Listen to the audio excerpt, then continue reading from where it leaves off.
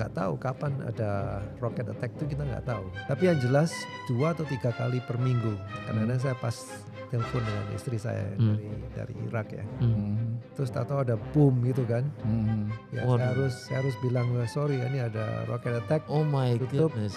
lari keluar. Pernah sekali di compound itu ada kejadian pembunuhan. Dan pembunuhannya ini luar biasa. Matanya dicungkil, sadis sekali gitu ya. lidahnya dipotong gitu.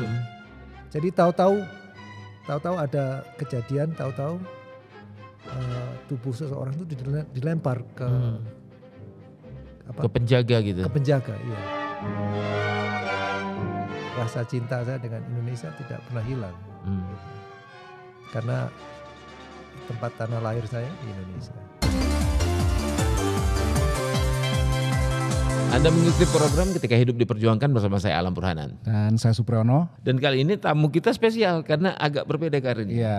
Nggak banyak ya dari responden Indonesia yang berkarir di militer. Nah ini kita kenalkan dulu Pak Bill Kadarusman. Ya terima kasih sebelumnya Bill Kadarusman, Letnan Kolonel Bill Kadarusman dari Malang. Dari Malang. Oh asli Jawa Timur Bill, ini Pak ya. Sudah berapa lama di Amerika?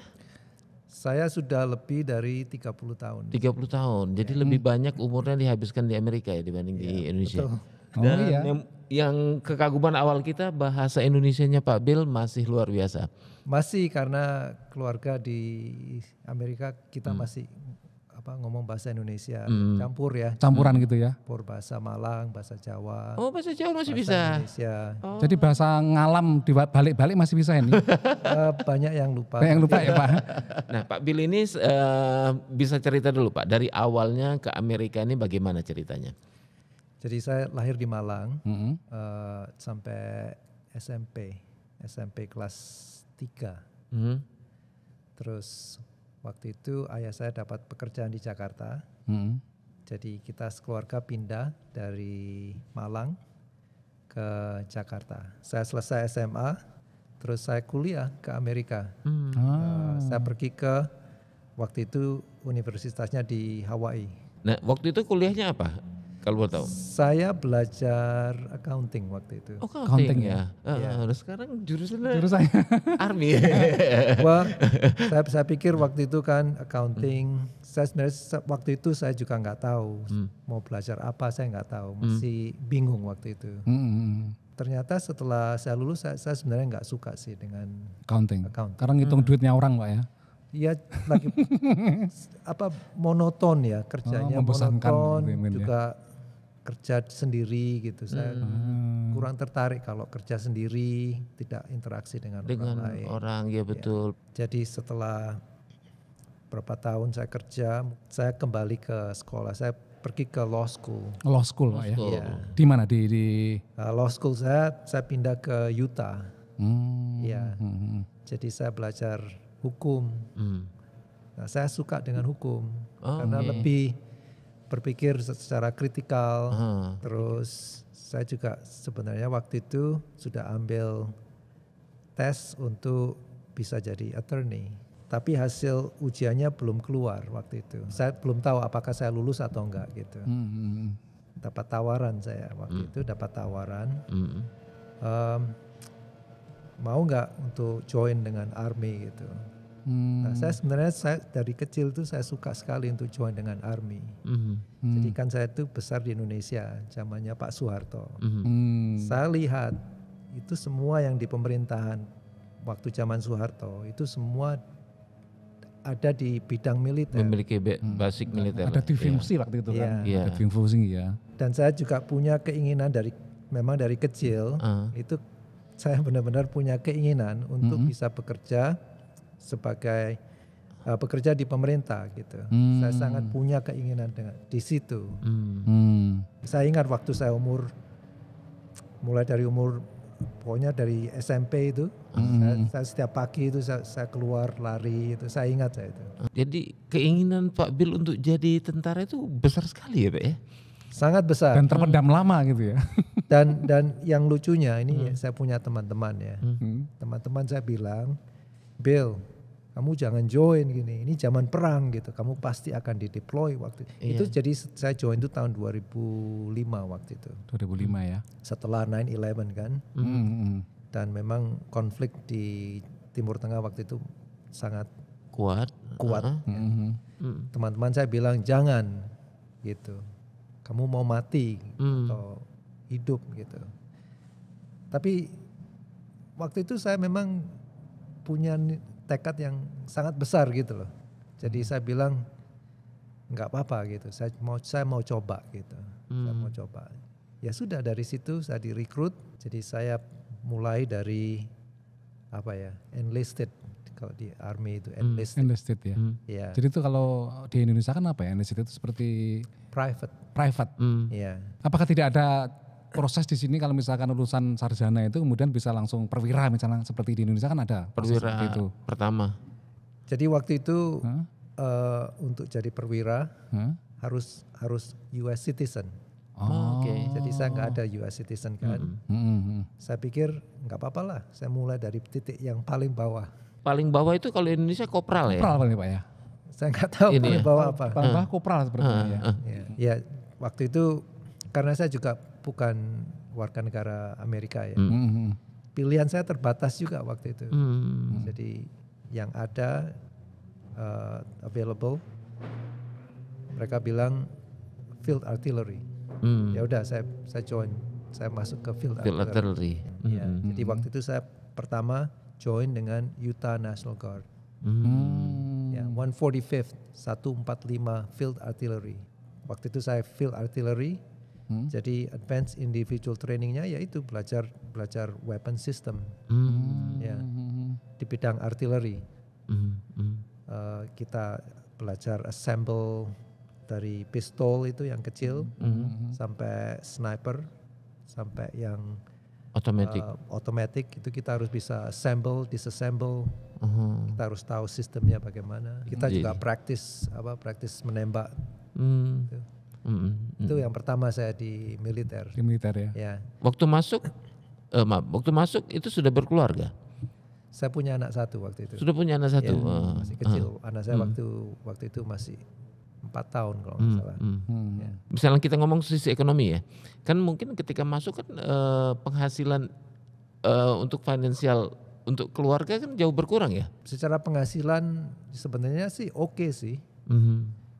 Jadi nggak banyak tapi juga nggak kurang. Nggak kurang betul. Karena waktu saya di basic training, waktu saya di AIT, individual training itu, seperti housing saya dikasih jatah. Ada jatah. Oke. Terus ada separation pay, ada juga. Jadi kan harus pisah dengan istri, dengan keluarga. anak, dikasih juga. Terus ada basic pay-nya. Jadi tunjangannya banyak gitu Pak ya? Ya, itu selama pelatihan Pak ya? Iya. Tapi waktu kita nggak tugas dengan National Guard, ya kita harus cari kerja. Jadi setelah saya pulang dari militer training itu saya tahu gitu. Saya tahu, saya lulus, saya sudah jadi pengacara gitu istilahnya. Saya bisa praktis. Setelah selesai training itu ya saya pulang, saya buka kantor sendiri. Ya mulai usaha sendiri, istilahnya bisnis kecil gitu. Law office. Ya. Saya sendiri saya buka. Untuk menangani kasus apa Pak? Khusus ada spesialisasi di apa gitu atau? Waktu itu ya karena saya imigran ya saya praktis immigration law. Tapi saya juga handle beberapa kasus kriminal. Ya. Gitu ya. Criminal defense saya handle. Gitu. Tidak punya staff sendiri saja? Ada satu staff untuk bagian accounting, reception. Ya reception dengan accounting ya satu orang. Tahun 2007 itu unit saya dikirim ke Irak. Tahun 2007 itu ya? Iya. Terus saya pikir lagi lah kalau saya deploy gimana dengan usaha saya gitu kan. Iya.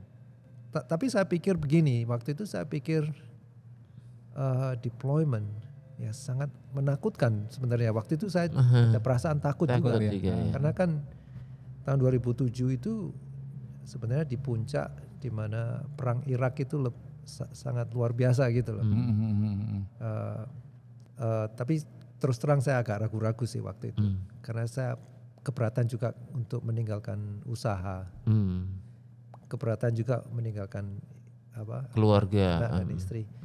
Jadi tahun 2007 itu saya punya anak yang kedua. Baru 6 bulan. 6 bulan Pak ya. Waktu saya dipanggil itu. Ya. Tapi akhirnya Ya terus akhirnya saya putuskan ya udahlah kalau deploy ya udah deploy aja gitu. Usaha ya udah kita tinggal aja. Selesai udah. Difficult when the kids were small and he had to be deployed for a year. That was very, very difficult. But the reward is so big. And I'm not talking about monetary reward, but more like as a human being, he has grown so much, through the deployment, through different experiences. He learned how to have a leadership, how to associate with people from different backgrounds, people from different countries, cultures. Nah di sana waktu itu tugasnya apa Pak? Apakah juga ikut di garis depan untuk menghadapi waktu itu pemberontak atau di sana atau hanya di markas di Green Zone aja Pak? Kita ditugaskan di Irak Selatan. Ini setelah kejadian Abu Ghraib. Jadi mungkin ada beberapa yang ingat ya. Iya masih. Abu Ghraib itu kan istilahnya detention center yang Amerika buat, tapi terus jadi tempat untuk menyiksa tahanan itu kan. Itu ya. Terus jadi sorotan internasional dan menjadi isu human rights issue. Ya. Terus akhirnya Amerika putuskan kita harus shutdown Abu Ghraib. Nah setelah Abu Ghraib di shutdown, dibukalah detention baru di Irak Selatan itu di mana saya ditugaskan. Jadi unit kita itu waktu kita training di New Mexico dan di Texas itu, kita trainingnya sebagai military police. Jadi military police itu menjaga konvoy. Jadi misalnya ada transportasi makanan dari Kuwait ke Irak atau dari mana aja, itu military police yang melindungi security untuk konvoy tersebut. Jadi memang turun ke area konflik ya, konflik bersenjata juga ya. Sempat terlibat dalam kontak senjata dengan. Jadi setelah sampai di Irak itu kita ditempatkan untuk menjaga detention center itu, istilahnya sebagai penjaga tahanan. Ya. Jadi tapi tahanannya bukan mungkin bayangan orang tahanan seperti ada sel gitu, bukan ya. Ini di padang pasir kita buat aja. Seperti namanya compound, itu kita buat seperti barrier gitu di sekitar padang pasir itu kita buat barrier, kita bangun tenda di tengah, terus kita buat bangun tower, 4 tower, terus melihat ke bawah gitu. Dan ini di tengah-tengah tahanan yang kita di dalam compound itu bisa sampai 2.000 orang. Tendanya bukan tenda kecil ya, tenda seperti tenda yang besar. Tenda yang ya. iya betul. 2.000 orang setiap compound. Di Irak itu kan panas ya, panas sekali. Jadi kan itu kan di padang pasir istilahnya. Ya itu saya juga kadang-kadang saya melihat nih orang-orang kok bisa tahan gitu ya. Padahal panas gitu ya. Tapi kita juga panas juga kan, kita harus pakai peralatan lengkap ya, helmet ya, terus pakai body armor. Senjata. Sempat mengalami keributan nggak Pak di situ? Oh sering. Karena 2.000 orang dibandingkan dengan mungkin 50 penjaga. Cuman sering ada riot di dalam kompan itu sering. Sering mereka lempar batu, lempar botol. Pernah sekali bahkan mereka sempat buat molotov. Oh gitu ya. Mereka lempar, towernya terbakar. Tower penjaga itu? Tower penjaganya terbakar. Pas ada orangnya nggak waktu itu? Ada orangnya, iya. Terus habis itu kita kasih peringatan, kita pakai itu yang rubber bullet ya. Jadi bukan little ya, pakai yang Peluru karet.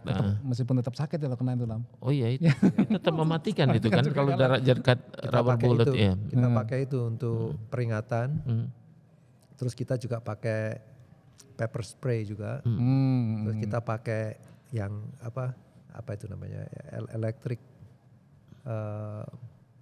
Taser gitu. taser ya betul. Taser ya kita pakai taser. Itu semua kita pakai. Terus kita juga pakai itu air yang ditembakkan itu supaya bisa Water cannon ya. supaya disperse riot-nya Membubarkan. Iya membubarkan itu. Kita pakai itu juga. Ya. Itu terjadi kalau nggak salah 2 kali itu. Ya, Seperti itu ya. seperti itu. Ya jadi kebayang kan misalnya 2.000 orang Ya. di dalam satu compound nggak disekat-sekat kan, paling sekatnya dalam jumlah yang tetap penghuninya besar kan. Ya. Jadi resiko mereka ingin kabur atau melakukan perlawanan kan besar sekali. Ada pernah sekali kejadian nggak tahu gimana mereka menggali terowongan di compound itu itu kan tendanya tertutup. Mereka menggali sampai keluarnya di luar compound Di luar itu. betul ya. Nah untungnya ada satu teman saya waktu itu tentara ya. Jam 4 pagi, tahu-tahu ada orang yang keluar dari lubang gitu. Ya ketahuan. Terus ketahuan ya kita tangkap toh. Kita tangkap, kita kembalikan lubangnya kita tutup. Dan kita lihat lubangnya luar biasa. Mereka mungkin ya nggak tahu saya mereka pakai apa atau gimana.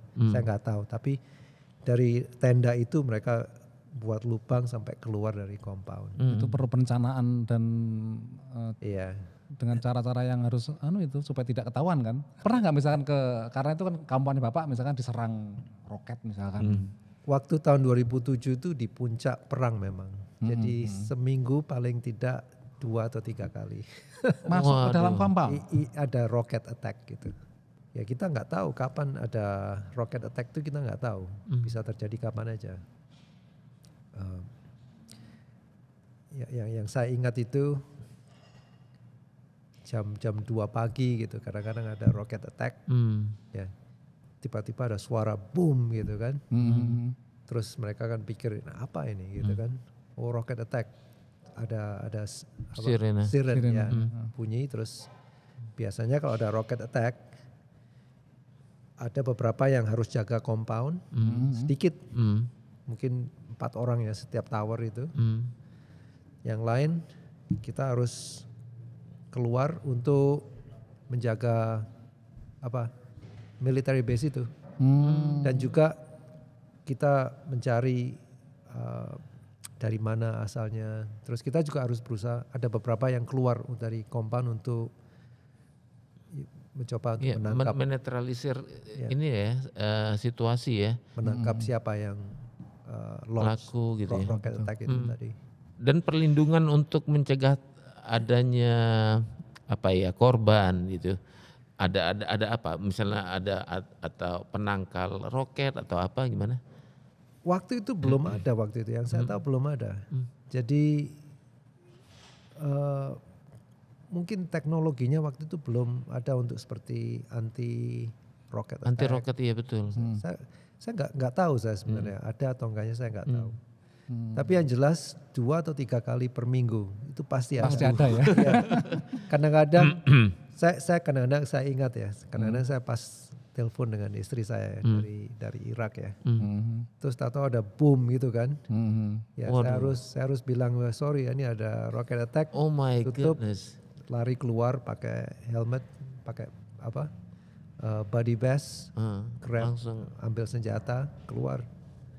Jadi kapan aja. Stres keluarga ya. Stres Pak ya. Bahkan di padang pasir itu kan di padang pasir kan. Bahkan mandi saja dibatasi. Ya, mandi tidak boleh lebih dari 5 menit.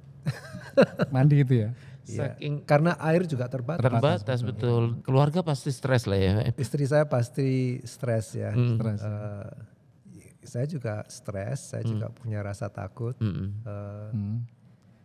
Tapi gimana ya, memang situasi dan kondisi begitu, kehidupan tentara.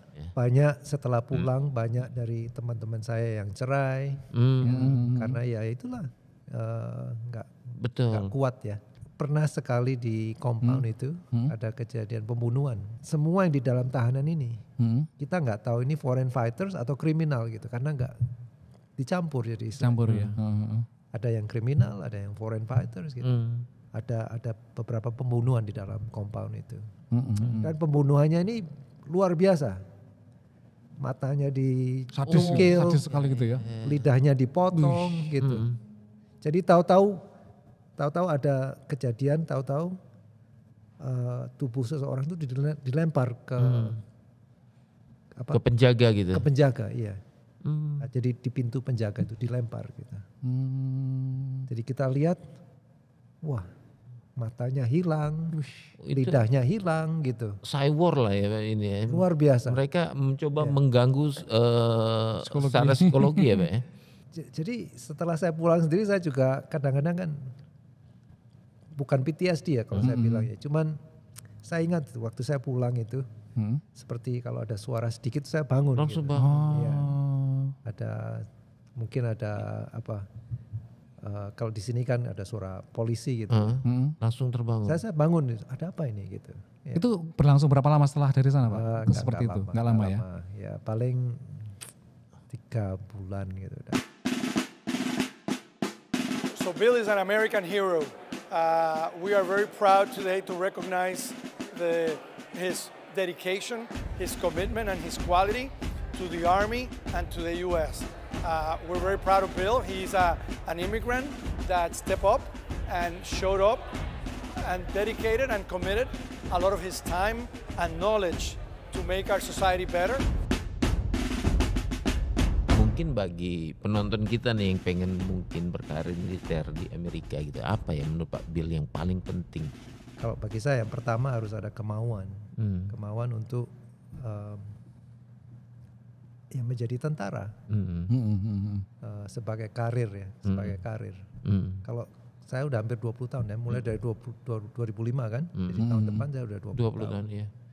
Jadi sebagai karir ya harus tidak hanya memikirkan soal apa ya gaji atau gimana ya, tapi memikirkan soal suka atau enggaknya gitu, dedikasi kita gimana gitu. Mungkin banyak orang yang join militer karena ada sebuah imajinasi gitu ya, punya pikiran. Tapi setelah masuk ke militer kenyataannya lain gitu. Saya pun juga waktu saya sebelum masuk ke militer saya punya pikiran yang lain juga. Saya pikir waktu itu pertama karena di keluarga saya tidak ada satupun yang pernah masuk militer. Saya dari keluarga saya yang pertama dan satu-satunya sampai hari ini. Saya waktu itu saya punya pikiran latihannya itu ya mungkin pas sudah terang gitu ya, atau paling lari-lari sedikit gitu kan. Ya. Tapi setelah masuk militer ternyata jam 4 pagi kadang-kadang harus sudah bangun gitu loh. Kadang-kadang jam 3:30, jam 3 harus sudah bangun gitu. Terus tidurnya pun juga nggak bisa tidur berapa? 4 jam, 6 jam, gitu. 10. Kadang-kadang tidur 2 jam sudah dibangunin lagi gitu. Saya juga ingat waktu di basic training untuk field artillery. Kita berapa? 15 hari. Tinggal di hutan gitu, tanpa mandi, tanpa ya pokoknya di hutan tanpa bantuan dari luar gitu istilahnya. Jadi setelah 15 hari itu kan gimana, baunya nggak enak gitu segala macam. Jadi istilahnya ya nggak mudah lah. Nggak mudah. Dan imajinasi kita lain gitu. Setelah saya di militer itu saya mengerti gitu. Oh ternyata lain dengan pikiran kita. jadi mungkin orang-orang mungkin setelah mereka masuk militer, terus mereka bilang, oh, this is not what I want, you know. Jadi itu akhirnya mereka ya nggak terus gitu. Pak Bill kan segelintir dari diaspora Indonesia yang menjadi perwira di Amerika Serikat Pak ya. Ini kadang-kadang kan netizen itu kan usil Pak, ada yang bertanya, Pak Bill kan sudah menjadi warga negara Amerika, kemudian di tentara Amerika, pasti ada yang usil, bagaimana nih rasa cinta tanah air Pak Bill, apakah masih kental atau bagaimana Pak? Karena sudah menjadi warga negara Amerika dan bergabung dengan tentara Amerika Pak. Iya, saya orang Indonesia. Kalau saya ditanya orang apa, saya selalu bilang saya orang Indonesia gitu. Jadi rasa bangga saya dengan Indonesia tidak pernah apa, hilang ya. Luntur. Iya, luntur. Ya. Saya tetap mengakui kalau saya dari Indonesia gitu. Dan apa? Rasa cinta saya dengan Indonesia tidak pernah hilang. Gitu. Bagi saya itu tidak menjadi persoalan. Dimanapun kita berada, nasionalisme kita itu bisa kita tunjukkan di mana saja, kapan saja. Jadi Pak Bill Kadarusman menunjukkannya dalam bentuk yang lain gitu. Tapi tetap tadi nama Indonesia disebut, nama Bali disebut, nama Yogyakarta disebut. Saya bangga Pak, itu disebut gitu, itu negara saya gitu kan. Jadi tidak menjadi persoalan bagi saya. Ya, darah dia kan masih orang Indonesia Pak. Dia tadi dibilang besar di Indonesia, grow up di Jakarta dan seterusnya kan. Jadi saya bangga. Ya, mungkin, menarik sekali ya. Ya menarik ini perbincangan kita bagaimana Pak Bill Kadarusman ya membangun karirnya di militer sejak tahun 2005 ya Cak ya. Dan ini impian sejak di Indonesia bahkan ya. Betul. Akhirnya malah di Indonesia tidak tercapai tentara Indonesia, kemudian ke Amerika menjadi tentara Amerika. Dan termasuk salah satu dari yang terus berkarir di militer 20 tahun lebih ya. Karena konon seangkatan dia sudah banyak yang prodol gitu. Dengan sekarang pangkatnya sudah letnan kolonel. Letnan kolonel ya. Ya, oke, kita akhiri dulu ya. Perbincangan kita kali ini dengan Pak Bill Kadarusman. Terima kasih sekali, dan kita juga disempat untuk hadir di acara Nyapa Bill waktu kenaikan, waktu promosi ya. Itu juga pengalaman yang seru bagi kita ya. Unik dan seru begitu ya. Dan sekarang kita akhiri dulu perbincangan kita dalam podcast Ketika Hidup Diperjuangkan. Saya Alam Burhanan. Dan saya Supriyono. Sampai jumpa di lain waktu.